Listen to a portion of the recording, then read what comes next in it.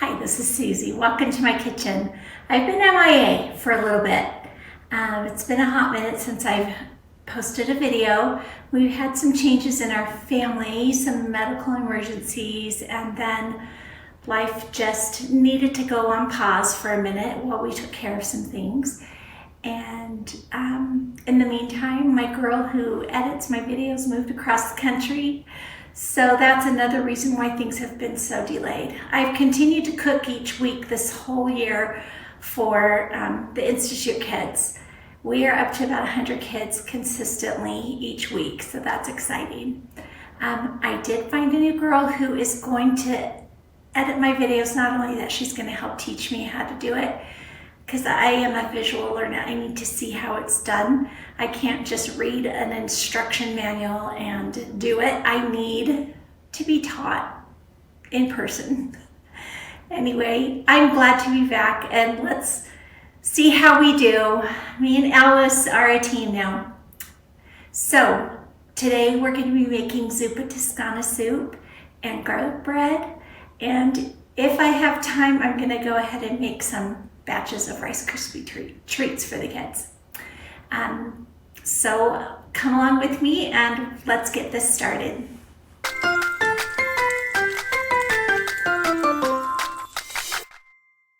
Here is a list of my ingredients. I've got 3 bags of kale, 20 pounds of golden potatoes. I've got 5 3-pound rolls of Jimmy Dean regular sausage, 2 thick cut bacon, and other ingredients that we'll explain later, such as the cream, the chicken broth that I was able to render off of chicken from last week's meal. We got 3 gallons of that, so it's going to be really helpful. So let's tackle these potatoes. Always remember to salt your potato water. We're going to get this going in my roaster oven, get the water heated up, and we're going to go ahead and wash all these potatoes by hand.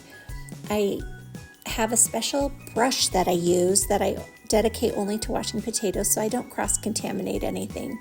But you can see here I'm putting my 30 pounds of potatoes in the sink, and we're going to go ahead and wash them with cold water, and then we'll get ready to prepare to cut them.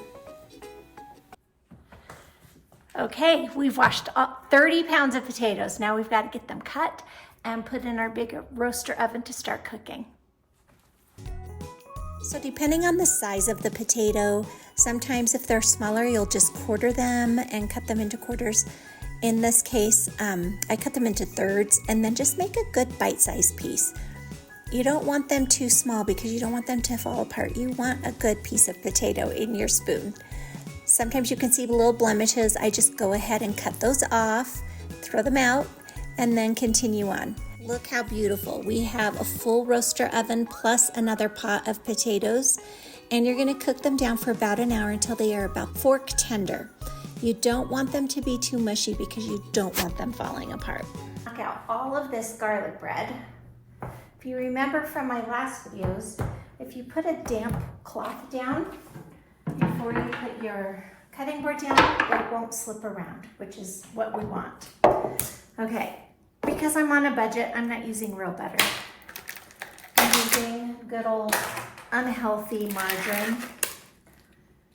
So I'm going to use this entire tub, and we're going to make a garlic spread for the garlic bread.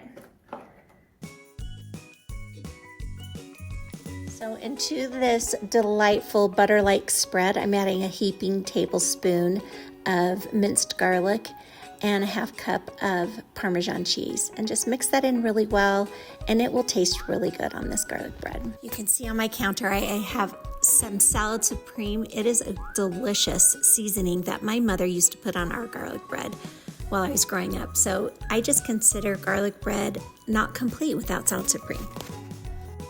And there you have it, 18 loaves of garlic bread, just like that. A little touched up with that garlic spread on the top, so when you bake it off, it's nice and crispy and delicious. So you're gonna lightly oil your pan. Get your pan hot so that the meat doesn't stick. I just kind of take a paper towel and lightly grease my pan. cut open the sausage and we're gonna crumble it by hand. See, I need to get my gloves on because I do not like touching raw meat with my bare hands. So I just lightly crumble it into the pan directly, and we'll just keep adding it until the pan is full.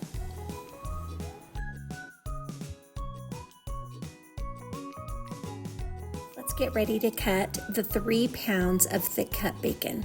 I get the Kirtland bacon from Costco. It's the thick cut and they're 1.5 pounds each.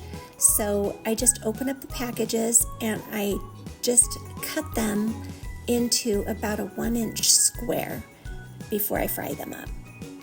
You're gonna let the bacon fry just over a medium-low heat, and every once in a while give it a little stir.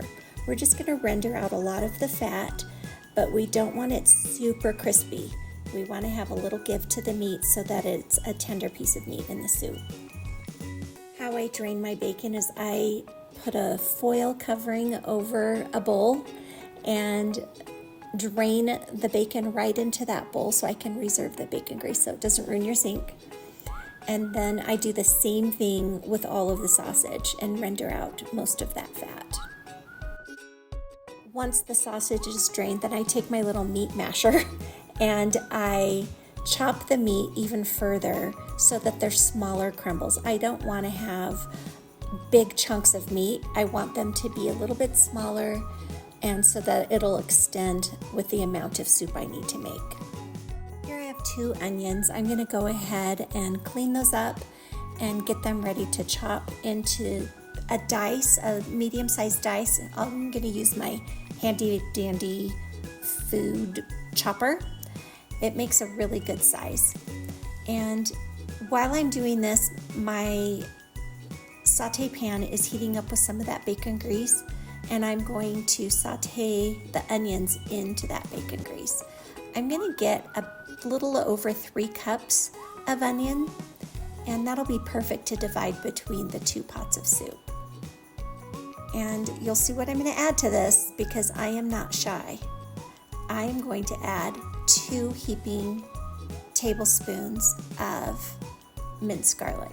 I know that sounds like a lot, but we're making a lot of soup, so you need to get that flavor in there. You can see I've divided everything into 2 because each Tupperware is going to be full of the meat.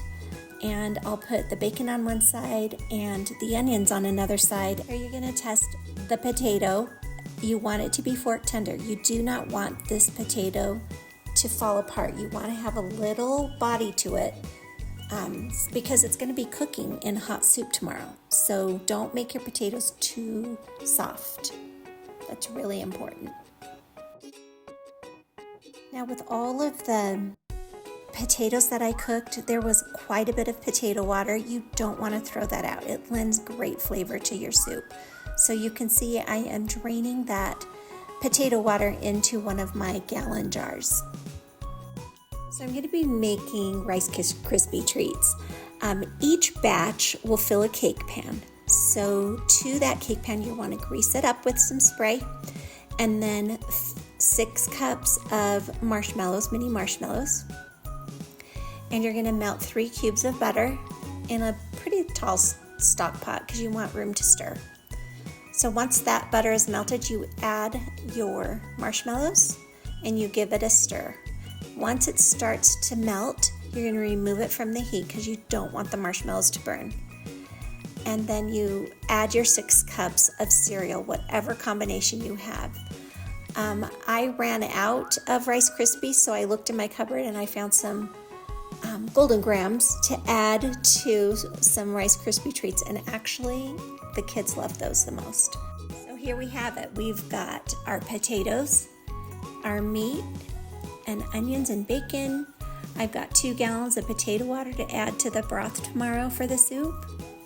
And when we get to the building tomorrow, we'll combine it all up and it'll be delicious. Once you get to the building, you're going to divide everything into 2 roaster ovens. The potato water, you're going to need to add extra water with chicken bouillon to taste. And once everything is good and hot, you're going to add your fresh kale, mix that in. It's going to seem like a lot, but it does shrink down.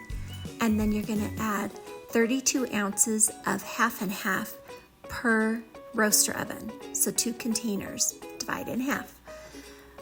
Okay, and serve it up, and it is delicious. The kids love it. So, but das ist ja.